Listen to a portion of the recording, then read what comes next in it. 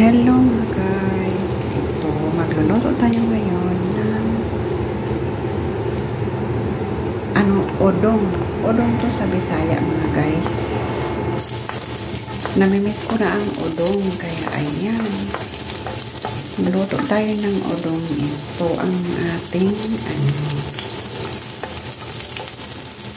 menu ngayong araw na ito, at haluan ko lang siya ng sardinas, para ma-feel natin na sa probinsya tayo mga guys. Hindi lang naman tayo puro karne-karne. Ayan, kailangan din natin minsan maramdaman na nasa probinsya tayo. Simple lang naman ang buhay natin, hindi naman tayo mayaman, kaya ayan, simple lang natin ulam. Ayan.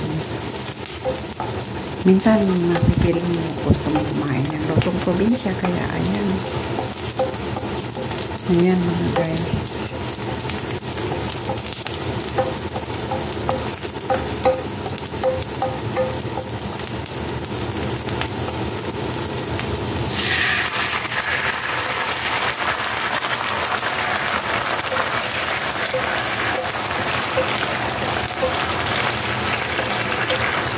Masarap din minsan kasi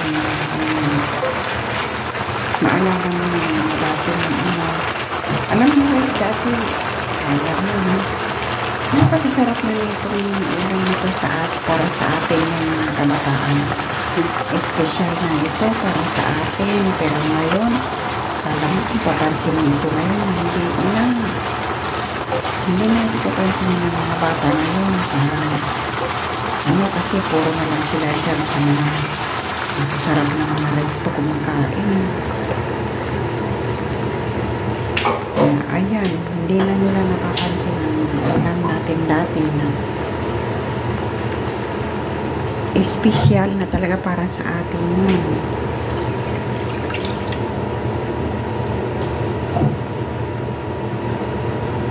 Ayan mga guys, haluan ko lang ito mamaya na pechay, kasi para may kulay naman.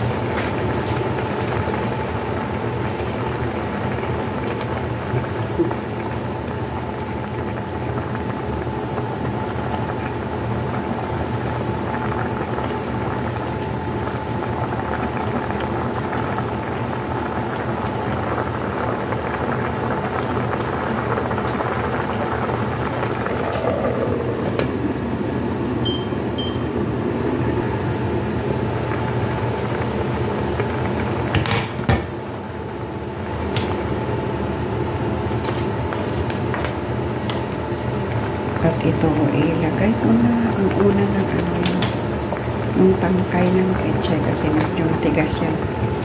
Medyo matagal maluto.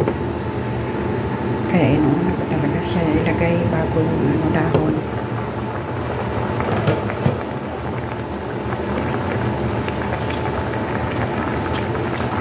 At ayan na ang pechay na dahon mga guys.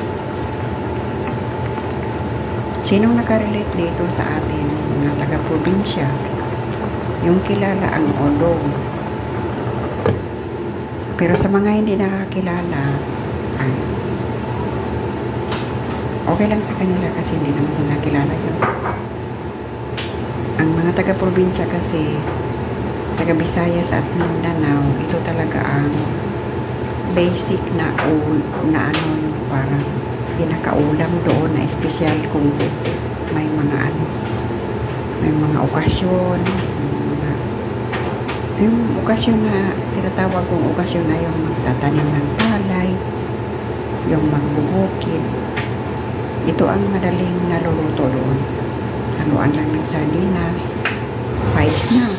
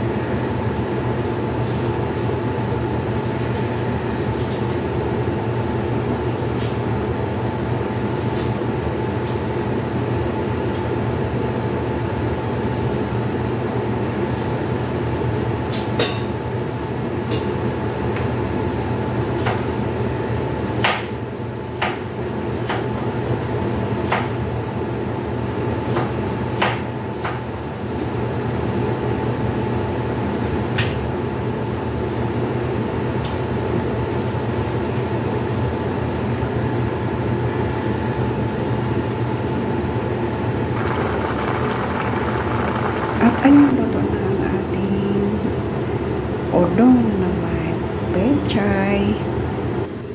At ayan, ready na ang ating pagkain na tanghalian. Salamat sa panonood mga guys. See you in my next video. Thanks for watching.